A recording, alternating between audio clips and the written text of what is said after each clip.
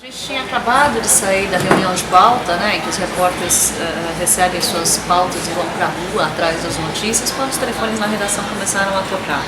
No primeiro momento era um acidente com explosão de botijão de gás ali pelo meio do boqueirão, a gente não tinha nem muita informação, começamos a ligar para os bombeiros, a nossa equipe já saiu da redação com destino lá para Alexandre Herculano, só que enfim, até a gente chegar, o que demorou um tempo, foi muita movimentação na redação, sabia-se que tinha um helicóptero chegando ou um avião e que ia trazer o então candidato a presidente da República, né? Isso dá uma angústia muito grande para o jornalista. Na internet foi um dia muito tumultuado, os telefones não paravam de tocar e as informações eram todas desencontradas, né? A gente ligava para os bombeiros e a nossa equipe também foi até o local.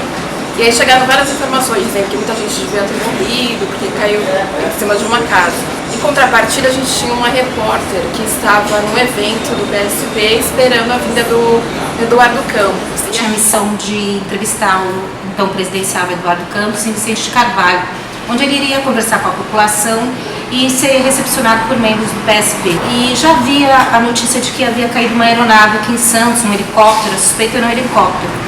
E o clima já era muito estranho, isso era por volta das 10 da manhã. E aí ela começou a ligar, dizendo que o pessoal lá estava muito preocupado, que ninguém dava notícia e que parecia que era o avião que ele estava, né? Até que chegou a confirmação de que realmente era ele, que aquilo não era um helicóptero, era uma aeronave e que ele estava dentro junto com a equipe dele. Eu me preparando para retornar ao trabalho, mas só voltaria às 16 horas. Eu ouvi um barulho muito forte, supersônico mesmo, e vim para a janela da minha área de serviço. Olhei para cima para ver o que era, quando de repente houve um impacto. Eu olhei para o lado esquerdo, e uma labareda. Nesse instante, eu fui arremessado para trás, o prédio balançou, né? Talvez com o deslocamento do ar, o próprio impacto da explosão. A gente foi a primeira equipe a chegar lá, né? E o cheiro de gás era muito forte, um cheiro de combustível queimado, as pessoas não tinham muita informação, a rua estava desinterditada ainda, a gente chegou bem perto do local antes de interditar e não se tinha muita informação. Tentei subir num local alto, foi o primeiro prédio que eu consegui subir. Lá de cima a gente avistava só muita fumaça. E procurava entender o que tinha acontecido naquele momento, né? Porque assim, não tinha pedaços de avião. E a gente chegou e não tinha muita informação. Então a gente ficava à espera das autoridades falarem alguma coisa e também juntando com as informações que o pessoal apurava aqui na redação. Muita gente que saiu de casa, crianças que estavam numa escola ali próxima também foram deslocadas. Tive que preparar a primeira página, aquela edição, não é aquela edição que seria especial no sentido dramático da coisa, mas talvez tenha sido, de tantas páginas que eu já fiz, talvez essa tenha sido a mais profunda, até porque eu vivenciei como jornalista e como um morador. Quando eu cheguei aqui, a cobertura já estava bastante encaminhada pelo pessoal da manhã.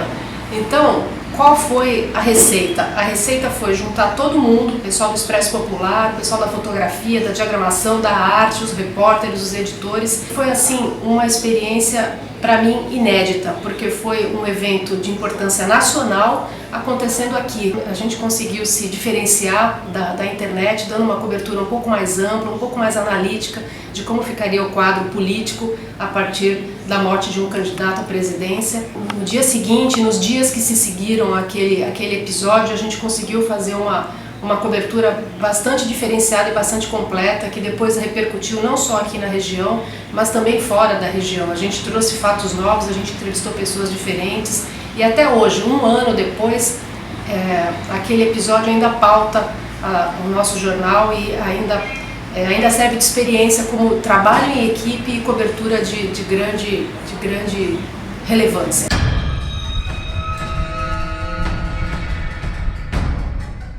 O que eu concluo disso, assim, desse acidente, é que foi uma tragédia, obviamente, mas ao mesmo tempo foi um milagre, porque em terra, né, ninguém foi atingido. Foi exatamente ali o local da queda, onde só sobrou uma árvore, hoje já completamente desfolhada. Alguns meses depois ela chegou a ficar florida, não é? Era um sinal de sobrevivência, mas continua ali firme e forte.